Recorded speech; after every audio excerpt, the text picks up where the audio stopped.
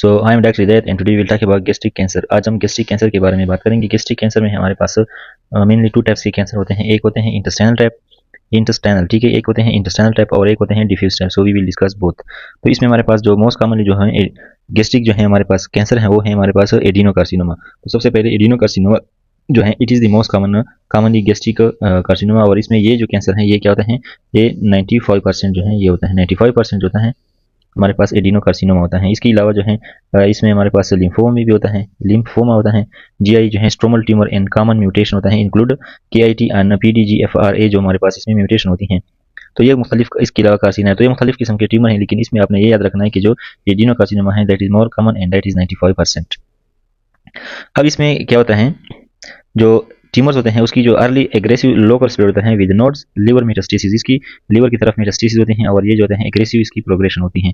Often present late, ये क्या इसकी जो प्रेजेंटेशन है वो क्या होती है, लेट होती है। यानी ये जो गैस्ट्रिक कैंसर है ये जब प्रेजेंट करते हैं तो उसमें ज़्यादा टाइम लगता है।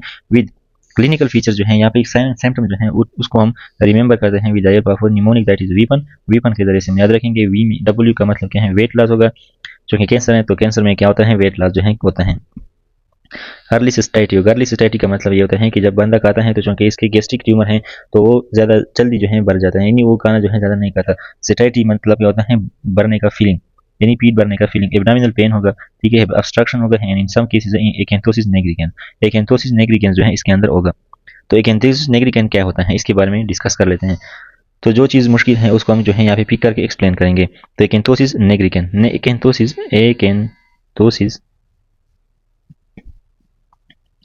नेग्रिकेंस जो होते हैं ये इन पेशेंट्स में होता है जो कि गैस्ट्रिक कैंसर के मरीज होते हैं। इनमें क्या होता है, in acanthosis nigricans we have hyper pigmented plaques होते हैं on the skin, hyper pigmented plaques on skin. Skin के ऊपर क्या होते हैं, हाइपर पिगमेंटेड प्लेक्स होते हैं। और ये क्या होते हैं, मोस्ट कॉमन लोकेशन है classically on neck and axilla, classically on नेक और जो एक्जिला होता है इसके ऊपर जो होते हैं, diagram you can see from the Google. तो इसमें क्या होता है, इंसुलिन पेशेंट के अंदर इंसुलिन रेजिस्टेंस होता है, ये डायबिटिक पेशेंट में होता है, ठीक है। सो इट इज एसोसिएटेड, एक्यांथोसिस निग्रिकेंस जो होता है ये डायबिटिक में भी होता है। So it is associated with insulin resistance, यानी इन पेशेंट में इंसुलिन जो है सही तरीके से काम नहीं करते तो इनमें डायबिटीज भी होते हैं। So those patient having acanthosis nigricans are mostly diabetic, मतलब ये है कि डायबिटीज पेशेंट में एक्यांथोसिस निग्रिकेंस होगा अक्सर। तो इस तरह ये क्या होगा, ऑफन जो है ये क्या होता है, diabetes often seen in diabetic, यानी जो डायबिटिक होंगे, डायबिटीज जो मरीज हैं उनमें होते हैं। और ओबेसिटी के जो मरीज होते हैं उनमें जो है ये ज़्यादा होते हैं। जो बड़े मोटे लोग होते हैं या जिनमें शुगर होता है उनको जो है ये होता है। और ये जो है रेयरली एसोसिएटेड है विद मेलिग्नेंसी, यानी इसमें मेलिग्नेंसी के चांसेस इतने नहीं होते, यानी इसके साथ एसोसिएशन नहीं है। सो रेयरली एसोसिएटेड विद मेलिग्नेंसी के साथ ये रेयरली एसोसिएटेड है, ठीक है। सो रेयरली एसोसिएटेड विद मेलिग्नेंसी। और इसमें फिर जो है गैस्ट्रिक, यानी ऊपर जो हमने पढ़ा गैस्ट्रिक एडिनो, यानी मतलब इसमें मेलिग्नेंसी इतनी ज़्यादा नहीं होती जो, लेकिन जिनके साथ ये जो है एसोसिएटेड हैं, जिस तरह हम जिस टॉपिक में पढ़ रहे हैं तो उसमें एडिनो कार्सिनोमा जो है ये मोस्ट कॉमन है। एडिनो कार्सिनोमा जो होता है इट इज मोस्ट कॉमन, ठीक है। तो एडिनोकार्सिनोमा जो है इसमें मोस्ट कॉमन है। तो ये हमारे पास क्या है, ये हमारे पास है एक्यांथोसिस निग्रिकेंस। एक्यांथोसिस निग्रिकेंस में क्या होता है, हाइपर पिगमेंटेड प्लेक्स होते हैं स्किन के ऊपर, और ये खासकर नेक और एक्जिला के रीजन के ऊपर ज़्यादा होते हैं। इसमें इंसुलिन रेजिस्टेंस होते हैं, जो पेशेंट एक्यांथोसिस निग्रिकेंस के पेशेंट्स होते हैं उनमें इंसुलिन रेजिस्टेंस होता है, यानी इसमें शुगर का लेवल ज़्यादा होता है। सो मोस्टली जो डायबिटिक पेशेंट होते हैं और ओबीज पेशेंट जो होते हैं उनमें ये होते हैं। इसमें मेलिग्नेंसी के साथ एसोसिएशन इतना नहीं है, लेकिन जिनके साथ है वो है most commonly adenocarcinoma. So this is acanthosis nigricans. एक एक्स्ट्रा कंसेप्ट आप यहाँ पे लिख के, जो we have some people type A blood group people, type A blood group. हमारे पास जो टाइप ए ब्लड ग्रुप के लोग होते हैं उनमें क्या होता है, इन टाइप ए ब्लड ग्रुप के ऑटो इम्यून गैस्ट्राइटिस और कार्सिनोमा के चांसेस ज़्यादा होते हैं। इंक्रीज रिस्क ऑफ,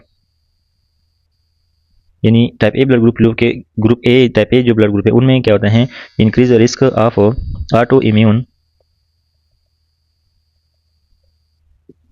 गैस्ट्राइटिस और आल्सो कार्सिनोमा।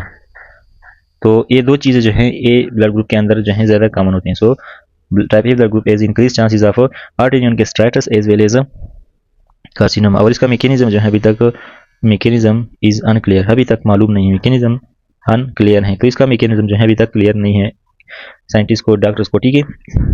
सो यहाँ पर हमारे पास क्या है, ये साइन एंड सिम्टम होंगे। अब यहाँ पर दो किस्म के हैं, एक हैं इंटेस्टाइनल और एक हैं diffuse type of gastric cancers. तो जो इंटेस्टाइनल होते हैं वो हमारे पास किस तरह प्रेजेंट करते हैं, सो दे ग्रासली अपीयर एज लार्ज अल्सर, इसमें लार्ज अल्सर होते हैं और ये इरेगुलर मार्जिन होते हैं इनके। सो दे के क्या होते हैं, grossly appear as large ulcers with irregular margins, irregular margins होते हैं, ठीक है, लार्ज अल्सर की तरह होते हैं और इनके मार्जिन्स जो होते हैं इरेगुलर होते हैं। और ये जो होते हैं इसमें इंटेस्टाइनल मेटाप्लीजिया होते हैं, ठीक है। रिजल्ट्स यानी मेटाप्लीजिया से फिर चांसेस ऑफ कार्सिनोमा जो है हो जाती हैं। सो अकरेंस ऑफ कार्सिनोमा हो जाती है। सो रिजल्ट फ्रॉम कार्सिनोमा, ठीक है। Intestinal metaplasia, intestinal metaplasia, metaplasia you know very well. Metaplasia में जब एक टाइप ऑफ एपिथेलियम दूसरे टाइप में कन्वर्ट हो जाता है और इसकी वजह क्या होती है, कोई प्रेशर होता है बाहर से, जिस तरह बेरेट एसोफेगस में हमने पढ़ा था कि एसिड का प्रेशर की वजह से एक एपिथेलियम जो है दूसरी कॉलमनर और स्ट्रॉन्ग एपिथेलियम में कन्वर्ट हो जाते हैं, जिनमें गॉबलेट सेल भी मौजूद थे। यहाँ पे भी क्या होता है, जब कभी भी इंटेस्टाइन जो है एक साइड से दूसरी तरफ में कन्वर्ट होता है तो उसमें मजीद जब प्रोग्रेशन होती है तो इसमें क्या होता है, इंटेस्टाइनल जो है कैर्सिनोमा हो सकते हैं। तो इसमें क्या होता है, इससे जो हमारे पास इंटेस्टाइनल है दिस इज एसोसिएटेड है विद एच पाइलोरी डाइटरी नाइट्रोसोमाइन जो होते हैं, यानी स्मोक फूड्स जो हैं, ये आपने याद रखना है। स्मोक फूड्स जो होते हैं उनमें जो होते हैं ये कैंसर ज़्यादा होते हैं और that is common in east Asian countries. तो स्मोक फूड जो होते हैं उनमें जो है ये चीज़ कॉमन होती है। इस तरह टोबैको स्मोकिंग क्लोराइड है जिसको हमने अभी बताया, क्रोनिक गैस्ट्राइटिस के साथ क्या एसोसिएटेड है। और मोस्ट कॉमन लोकेशन इसका कौन सा है, lesser curvature. So commonly on the lesser curvature. और इसमें क्या होते हैं, ulcer, ulcer look like ulcer with raised margin, जिस तरह यहाँ पे आपने बताया कि ये अल्सर की तरह होते हैं और उनके मार्जिन जो होते हैं रेज्ड होते हैं और इसकी जो है irregular margin and raised margin होते हैं। तो और इसकी मोस्ट कॉमन लोकेशन क्या होते हैं, लेसर कर्वेचर, जो कि ऊपर वाला स्टोमक का पार्ट है। तो इस साइड वाला जो क्या है lesser curvature, if this is the stomach, so this is the LC lesser curvature, so this is the intestinal type, then we have diffuse type। तो diffuse में क्या होता है, इन diffuse type स्टोमक जो होते हैं diffusely थिकन हो जाती हैं, ठीक है। सो स्टोमक जो होता है diffusely थिकन्ड, जो स्टोमक होता है वो diffusely थिक हो जाता है और इसमें अर्ली सिस्टाइटी होती है, अर्ली सेटाइटी, अर्ली सेटाइटी जो होता है वो भी इसमें होती है, अर्ली सेटाइटी जो है इसमें कॉमन सिम्टम है। तो यहाँ पर क्या होता है, ये जो है नॉट एसोसिएटेड है विद एच पाइलोरी, ये एच पाइलोरी के साथ एसोसिएटेड नहीं है, this is not associated with H pylori.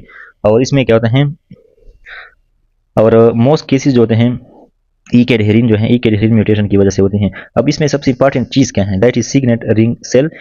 तो ये सबसे इंपॉर्टेंट चीज़ है जिसको मैं आप लोगों को समझाऊंगा। म्यूसिन फील्ड सेल होते हैं विद पेरिफेरल न्यूक्लियाई। तो इस diffuse type of gastric cancer में क्या होता है, लेट्स फर्स्ट करें, इसमें सिग्नेट रिंग सेल्स होते हैं, सिग्नेट रिंग सेल।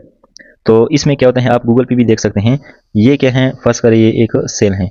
अब इस सेल के अंदर न्यूक्लियस मौजूद होता है जो कि मोस्टली सेंटर के ऊपर जो है होता है। लेकिन इसमें क्या होता है, इसमें जो म्यूकोस होता है इसमें क्या होता है, signet, this is let's say normal cell, ये क्या है, नॉर्मल सेल है, this is a normal cell. अब लेट्स से इस सेल के अंदर जो गैस्ट्रिक म्यूकोजा है, जो diffuse type of gastric cancer है, इसमें एक सेल है जिसके अंदर क्या होता है, जिसके अंदर म्यूकस जो है, लार्ज अमाउंट ऑफ म्यूकस जो होता है पैदा होता है, एंड दिस क्या म्यूकस पुश करता है इस न्यूक्लियस को टुवर्ड द साइड। तो लेट्स से द न्यूक्लियस कम हो रही है, न्यूक्लियस जो है यहाँ पे आ जाती है और यहाँ पे क्या होता है, a lot of mucus is present हो रही है। तो अगर आप देखिए एक रिंग की तरह है ये सेल जो होता है, ये अंगूठी जो हमारे पहनते हैं गिफ्ट में देते हैं शादी वगैरह में, वो वाला उंगली की जो अंगूठी होती है उसमें बात करते हैं, यानी वो इस तरह होती है ना, यहाँ पे देख ले वो इस तरह होती है, ठीक है।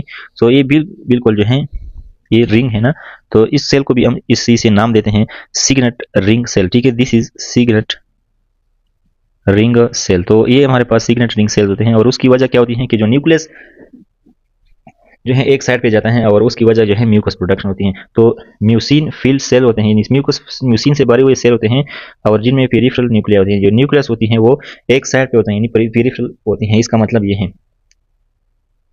और स्टोमक के जो वाल होते हैं ग्रासली थिकन होते हैं एंड लेथरी होते हैं, that is called as linitis plastica. तो linitis plastica is also very very important. This is just simply क्या है, ये जब स्टोमक के जो वाल्स होते हैं वो मोटे हो जाते हैं और ये चमड़ी की तरह सख्त हो जाते हैं, तो इसको हम लेनिटस प्लास्टिका बोलते हैं। So this is linitis प्लास्टिका।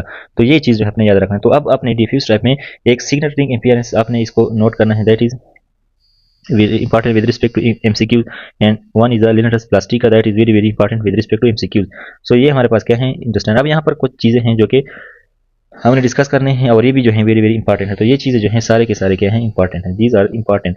So Virchow's nodes क्या होते हैं, विर्चुअल नोड्स में क्या होते हैं, involvement of left supraclavicular node by metastasis from the stomach. तो लेट्स से यहाँ पर क्या है, let's say we have this is the stomach, ये क्या है स्टोमक है, ये क्या है एक ये हमारा स्टोमक है, दिस इज स्टोमक, ये क्या है क्लेविकल है, दिस इज क्लेविकल, क्लेविकल जो कि बोन है, दिस इज क्लेविकल बोन। अब यहाँ पर जो होते हैं सुप्रा क्लेविकुलर नोड्स होते हैं, supra clavicular nodes, these are supra clavicular nodes, ये सुप्रा क्लेविकुलर नोड्स हैं।